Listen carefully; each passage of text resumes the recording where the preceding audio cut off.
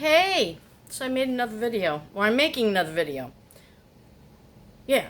So, I was going to address Realbeccadette, which I'm going to do, but then when I went back to look for her name, I found that somebody by the name of Augur, Augur, said that I was incredibly cruel to talk to my own children about my sometimes feeling like I just don't want to be here anymore. You all don't understand the family dynamic. Well, Augur doesn't, or Augur. I'm sorry. Don't get mad. Augur. Yeah. Um, how can I explain the dynamic of my family? I'll try to do it briefly because I only got 16 minutes.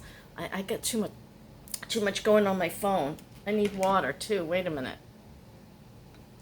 I can talk to my kids about things like feeling like you just don't want to be here anymore because they've all felt it. They all understand it. Disappointments, things just not turning out the way you had hoped or thought they would. Things like that. Why won't this adjust? I'll poo on it. So anyway, Rachel and I have an incredibly special bond. We've been through hell with each other, and she understands because she's been there. We have a long history of depression, and believe me, I've been to a lot of counseling over the years, and, it isn't really very helpful. I'm sorry. And I see my two daughters struggle with having tried antidepressants and whatnot, and those don't work either. I'm sorry. They just don't work for everyone. You didn't see the right... No, Rachel, for instance, has been to everybody and their brother, and, yeah. And you're very limited when you don't have good insurance. Even when you have good insurance, you're very limited. So, that's kind of the long and short of that. Rachel, me, and Bonnie, we have an agreement. If we're ever feeling like we can't go on anymore, we're to call each other and say so.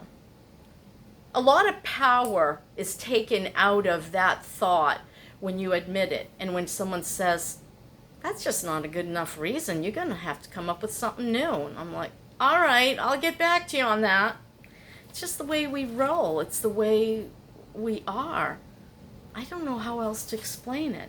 So, Beccadette has asked me about thinking long and hard about the decisions I make. Here's the thing, Rachel just asked me about her decision to restore this antique camper that she wants to live in because she's living in a bad situation. It's not good for her. And no, I'm not going to be staying with her, but I'll address that as we go through these things. And she said to me, do you think I'm making the wrong decision? I said, how can I possibly answer that? I can't see the future and I can't see the outcome. So all I can really say for advice is, if this is what your heart desires and you feel you'll have the money to do it, do it. Thinking long and hard about decisions, here's the problem. You get scared. When you think about every possible scenario that could go wrong, well, going to the grocery store could become a traumatic experience. What could happen if I set out to walk to the 7-Eleven? First of all, my leg is probably going to give out on me and I'm going to be sitting in somebody's grass. I could call an Uber. I can afford it. So there's a solution. But if I dwell on every little thing, let's say I take the kid's car and I go to the grocery store, how do I know I won't die on the way there? With the kind of drivers down here in Florida, it's real possible. Every time you go out on a main road, you're taking your life into your hands, and I shit you not on that one. So, sometimes you can think something to death, and you can think your way into agoraphobia, in which you might as well just sit in your closet and wait. For what? I don't know. I don't want to just exist. I don't want to just live. I want to live.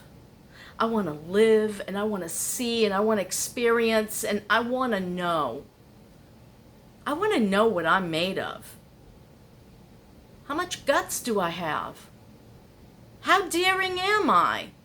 What will happen if it all poops the bed?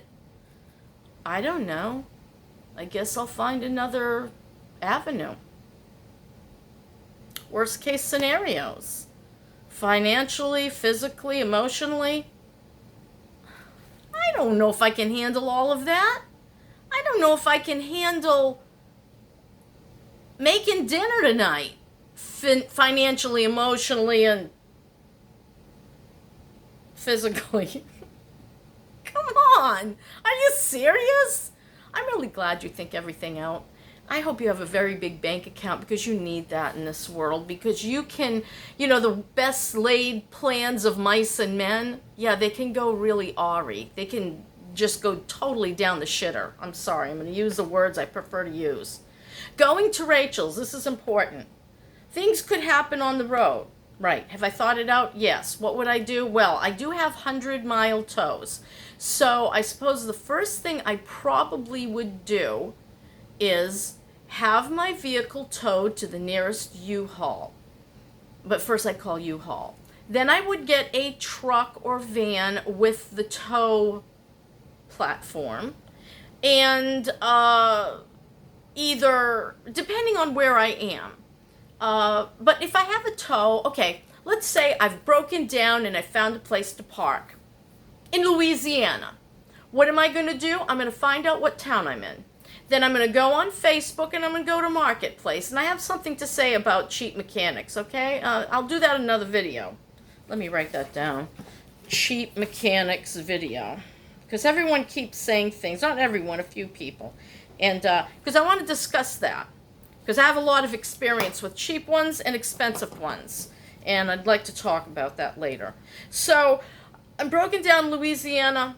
I don't know what's wrong with the vehicle. I'm going to go on Facebook with my trusty phone, and I'm going to type in the discussion for the local town. Where is a very affordable, independent mechanic that can be relied on? And then I'm going to wait for my answers, and then I'm going to pick one, and then I'm going to contact them, and I'm going to tell them what's going on, and I'm going to say, what's your experience? Are you licensed with the state? Where are you? And could I bring my van to you? Then what will I do? Well, I'll have a tent with me, and I'll either go camping, I'll take an Uber, or it's most affordable to rent the U-Haul vans, just the regular cargo vans, because the rental included with insurance is only $30 a day plus 69 cents a mile.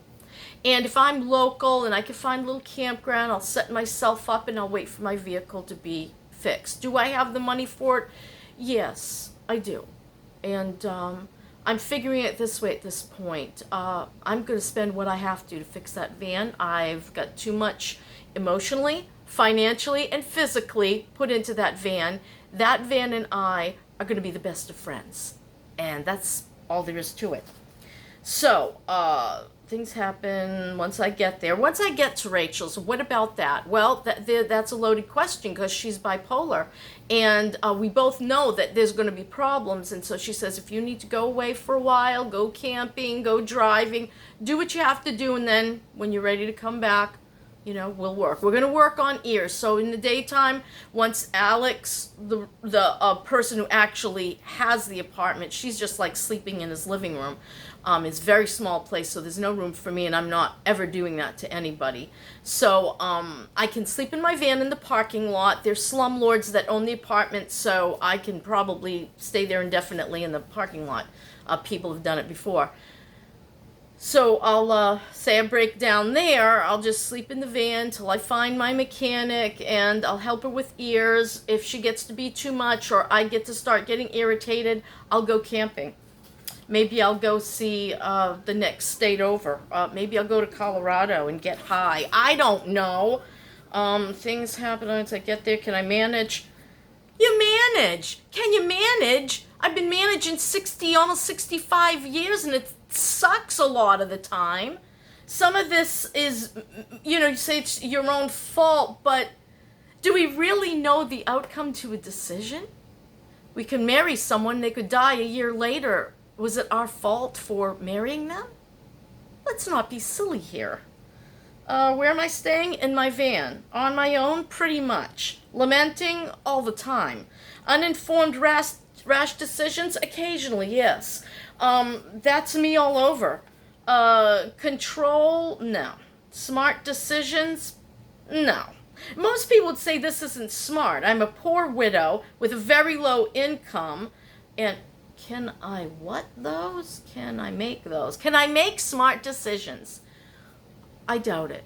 I want to make my decisions. I want to make the decisions that I am pursuing to find my happiness. And it's not in a teeny tiny apartment watching Dancing with the Stars or those game shows, or going to play bingo, or having potluck dinner with the old ladies. I am an old lady, but I don't feel like I am like them. I'm so different. I am. I've said it in previous videos. I'm not your everyday typical senior. I don't want to just survive and wait till I die. I want to die in the most catastrophic way, being stuck on the side of the road in a blizzard and I froze to death. Yes, so much better than in a hospital bed, suffering, in pain, sad, alone. I don't know. Maybe I just don't think like you, Beccadette. Or you, Augur, Augur. What the heck is that name? I don't know. Anyway, that's my story and I'm sticking to it. This is my crazy life and I'm going to live it. I don't know. What if I die tomorrow in my bed before I ever get to even test that van with the redone engine? I don't know. Life is just unpredictable, ladies, gentlemen. Life is unpredictable. Are we just going to sit in our little cocoon and wait to turn into the butterfly that may never happen because a bird will probably come and frickin' snatch us out of the tree? I just don't think like you. I'm sorry. And yeah, I do lament, bitch, and moan, okay? That's part of my channel. If you can't handle it, move on. I've lost plenty of subscribers before, and this certainly won't be the first or last time. Right. Okay. That's it, and I'm done. Talk to you later. Bye.